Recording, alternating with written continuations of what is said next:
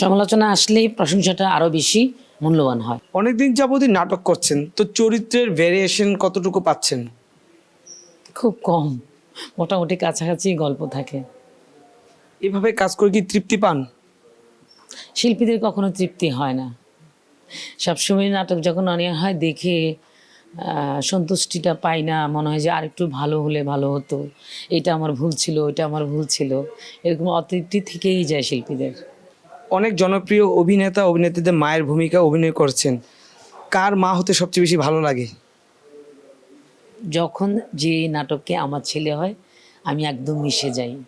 ছোট বড় কথা না, স্টার বলে কথা না, যে আজকেই প্রথম ক্যামেরার সামনে দাঁড়িয়েছে। 200-র বেশি সার্ভিস ও ফিচারে লেনদেনের সব বিকাশ অ্যাপে সম্ভব। ওখানে মেন কাস্টিং আমি, আমার এই ছেলেটা হয়তো প্রডিউসার, সে সব করে অ্যাক্টিং করতে আসছে, আমি কিন্তু সমান মূল্যায়ন তাকে করি। আমার বেলায় আমি এটাই করি। ব্যক্তিগত জীবনে আসলে আপনি যখন অভিনয়ের বাইরে বাড়িতে যান, এই জীবনটাই বা কতটুকু, মানে সাংসারিক জীবনটা কতটুকু উপভোগ করেন? আমি তো আমার সংসারে খুব উপভোগ করি। আপনারা হয়তো জানেন আমার দুইটা ছেলে মেয়ে নাই, ছেলে দুইটাকে বিয়ে দিয়েছি। বড় ছেলেটা ঢাকা মেডিকেলের ডাক্তার, তার ওয়াইফ শিশু হাসপাতালে শিশু ডাক্তার। আমার ছোট ছেলে বুয়েট থেকে পাশ করে এখন আমেরিকায় এমএস করছে, তার বউ ইঞ্জিনিয়ার। তো আমি ভীষণ উপভোগ করি আমার সংসার নিয়ে, কারণ আমি ওদেরকে গুছিয়ে কিন্তু মিডিয়া এসছি। আমি কিন্তু মিডিয়ায় টাকা দিয়ে ওদেরকে পড়াশোনা করিনি, ওদেরকে গুছিয়ে একটা পর্যায়ে নিয়ে মিডিয়ায় আসছি। তো আমার এই প্রবলেমটা হচ্ছে না, আমি হ্যাপি। তারা কি কখন আপনার মিডিয়ার কাজটাকে সমর্থন করেন? শুরুর দিকে আমি যখন শুরুটা করি 15-16 সাল থেকে, তখন একটু ওরা বিরক্ত হতো যে কি দরকার আছে, কি দরকার আছে। তো করোনার সময় যখন আমি সিদ্ধান্ত নিই যে এটা আমি পেশা হিসেবে নিব ঘরে বসে থেকে, করোনার পর থেকে হিউজ কাজ, মানে 2021 সাল থেকে আমার মাসে 30 দিন কাজ। তো ওরা দেখলো যে যে মা কি করবে, আমরা তো সবাই ব্যস্ত, মা তো একটা সময় কাটানো দরকার আছে।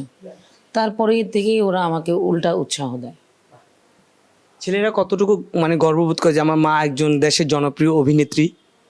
ওরা অনেক বেশি গর্ববোধ করে। আমার ছেলে যখন ক্যান্টিনে ঢাকা মেডিকেলে খেতে বসে, তখন আমার নাটক যখন চলে ক্যান্টিনে, ও দেখে খুব খুব মানে ওর কাছে খুব ভালো লাগে, আমাকে এসে বলে।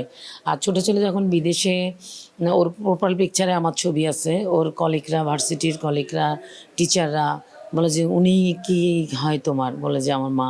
ও তোমার মা অ্যাক্ট্রেস, মানে উনি তোমার মা, মানে ও তখন ও গল্পগুলো আমার কাছে বলে। দুজন ছেলেকে কেন মিডিয়াতে নিয়ে আসলেন না? ওরা একদম পছন্দ করে না, আমার 14 গোষ্ঠীর মধ্যে মিডিয়াতে কেউ নেই। এই সাহসটা আপনি বা কিভাবে করলেন বা পেলেন?